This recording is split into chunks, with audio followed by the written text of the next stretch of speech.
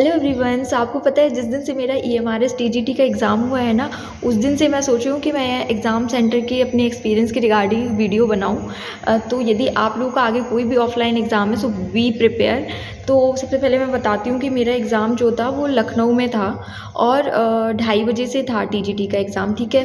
तो मैंने सोचा कि मैं 2.5-3 घंटे पहले पहुँचूँगी, निकलूँगी तो मैं पहुँच जाऊँगी ईज़िली, क्योंकि 35 किलोमीटर था मेरा जो सेंटर था मेरी लोकेशन से।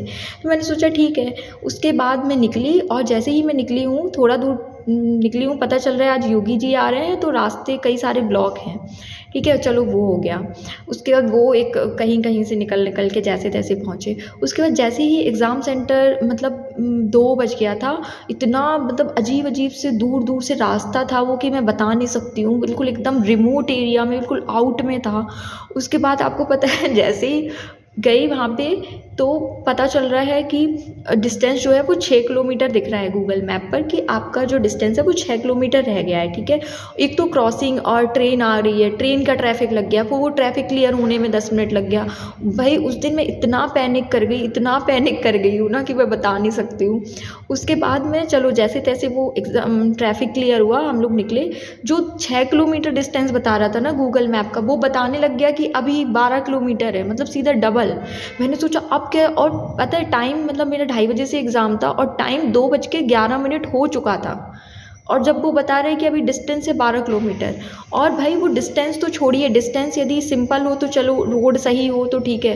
भाई सड़क इतनी ख़राब, क्योंकि वो पूरा रिमोट एरिया, पूरा ऐसे मतलब था, पूरा आउट एरिया था। मतलब जहाँ पे आप कह लो कि गांव से भी ज़्यादा गांव था वो, जहाँ पे बिल्कुल डेवलपमेंट के नाम पे कुछ था ही नहीं।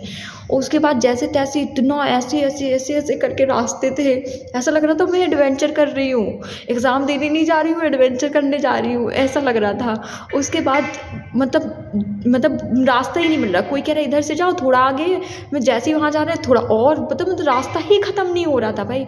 2:25 हो गया और हम लोग वहाँ पहुँच ही नहीं पा रहे हैं। मैं एकदम से परेशान, पैनिक। और मेरे साथ साथ मतलब और भी लोग जा रहे थे, मतलब और भी जिनके एग्ज़ाम थे वो भी उसी रोड से जा रहे थे, क्योंकि सड़क थी ही नहीं, इतनी पतली सी सड़क थी, अगल बगल खेत थे, साइड में खेत थे और गाय भैंसे सब। आपको पता है भैंस गोबर करने वाली थी मेरे ऊपर, मैं बच गई हूँ किसी तरह। उसके बाद पता है क्या हुआ, फिर वो लोग जो और लोग जा रहे थे वो लोग भी सब पैनिक करे जा रहे हैं कि मतलब कैसे पहुँचेंगे कैसे पहुँचेंगे। आपको पता है जैसे ही मैं एग्ज़ाम सेंटर पे पहुँची, मतलब मैं सोचती थी कि मैं बहुत पैनिक कर रही हूँ, बहुत मतलब मैं जल्दी से पैनिक कर जाती हूँ, थोड़ा सा ऐसे इमेच्योर टाइप का बिहेव करने लगती हूँ। बट उस दिन मुझे लगा कि नहीं भाई, मैं बहुत मैच्योर हो गई हूँ, क्योंकि और जो जिन लोगों का एग्ज़ाम लेट हो रहा था, जो जस्ट मेरे पीछे या थोड़ा सा आगे थे, वो मतलब भाई एक लड़की तो पता क्या हुआ, मतलब अपने किसी के साथ गार्जियन के साथ आई थी और वो बाइक से मतलब चलती बाइक में कूदने लगी, जैसे उसने देखा कि कॉलेज आ रहा है, मतलब स्कूल आ गया है। मैंने सोचा हे भगवान, मैं कम से कम बाइक से तो नहीं कूदी मैं बैठी थी और मैं बस मतलब, पर मैं ऐसे था। और बाइक की स्पीड मेरी मतलब इतनी तेज़ थी, ऐसा लगा था आज तो मैं उड़ ही जाऊंगी सीधा।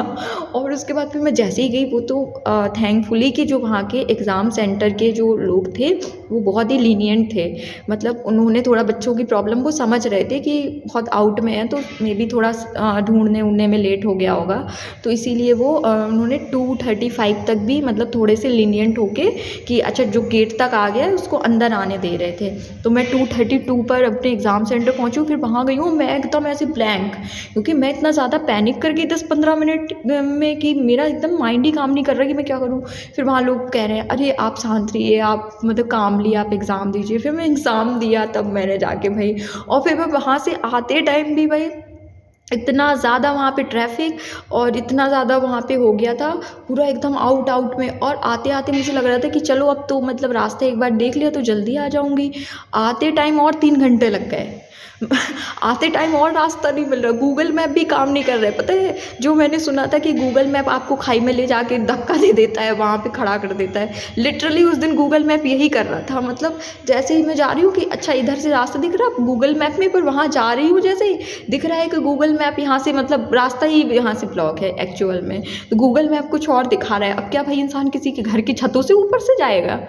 तो भाई जिसका भी आपके बाद से एग्ज़ाम सेंटर दूर हो, ऑफलाइन हो, और मे बी मुझे ऐसा लगता है कि इतने रिमोट एरिया या दूर उन्होंने इसीलिए भी दिया था क्योंकि एग्ज़ाम ऑफलाइन मोड में था।